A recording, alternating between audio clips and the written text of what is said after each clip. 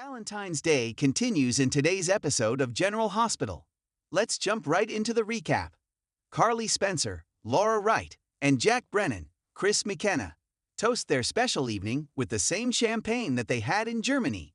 They kiss as Donna calls Carly from upstairs. Carly brings her downstairs and Jack explains to her how bad happened and they bond a little bit. Donna eventually says good night and Carly takes her back to bed as Jack gets a text. When she comes back, he tells her that duty calls and gives her one more kiss before leaving. Make sure to check out our weekly GA spoilers. Here Jocelyn Jacks, Eden McCoy, is holding down the fort at Bobby's when Gio Palmieri, Giovanni Mazza, and Emma Drake, Braden Bruner, stop in for coffee. Emma wants to hit up Joss for help with her animal cruelty organization and gets annoyed when Joss walks away to deal with customers. Gio tells her to chill out, and when she returns, get to the point.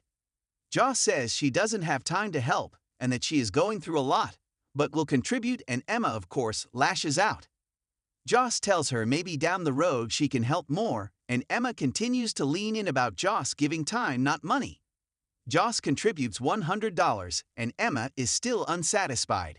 Gio and Emma agree that at the very least they enjoy each other's company.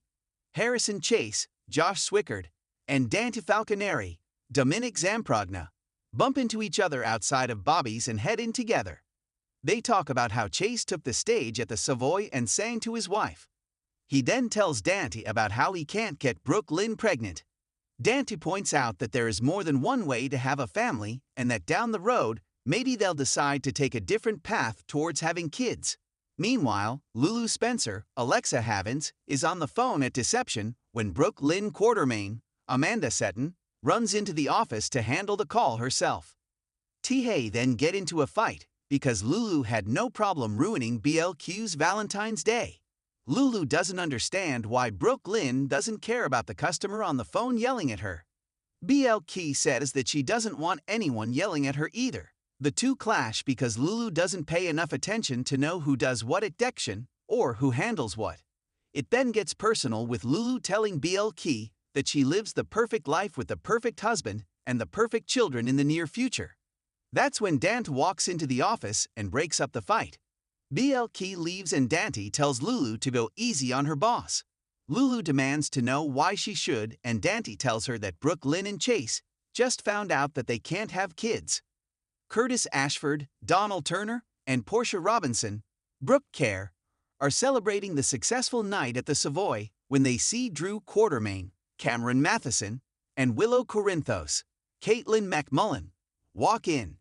Curtis thinks it is a disrespectful power move on Drew's behalf. As Drew and Willow sit, they take notice of Brad Cooper, Perry Shen, and Lucas Spencer, Van Hansis, sitting together nearby. The guys also notice Willow on a date with her husband's uncle. Curtis approaches the bartender and tells them not to serve Drew. He then approaches Drew and asks him to leave. Drew returns to Willow and says there's a change of plans and they're leaving. He brings her to the house that he just bought and Willow thinks that it's a fantastic home for Scout.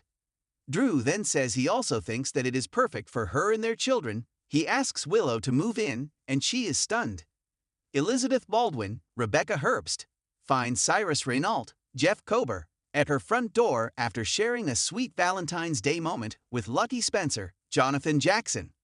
He asks if he can come in to discuss an important matter and puts his foot in the door when she tries to close it. He barges into her living room and says he is going to give her a chance to ask him whatever she wants to know right to his face. She realizes he isn't leaving and starts in, asking why Cyrus tried to kill Lulu. He explains that just because someone can be kept alive doesn't mean that they should be. He explains wanting to free Lulu from this life and for her to instead see the beauty of what comes next. Liz pretends to understand his reasoning as he talks so that he thinks she is an ally. He explains that her liver failed because he gave Lulu the wrong medication. He believed that he was doing the Lord's work by freeing Lulu from her coma, and that Sam's liver donation got in the way of that. He used Digitalis on her, and that showed him which drug to use to continue his work. Cyrus says that Sam's death is a consequence. Liz then asks about Dex Heller, Even Hofer, and why he had to die. He says that Dex was a witness and saw Cyrus with Sam, so he had to get rid of him so his mission could continue. He also wanted to free Michael Corinthos, Chad Duell, from his third-degree burns. Liz says that she understands that.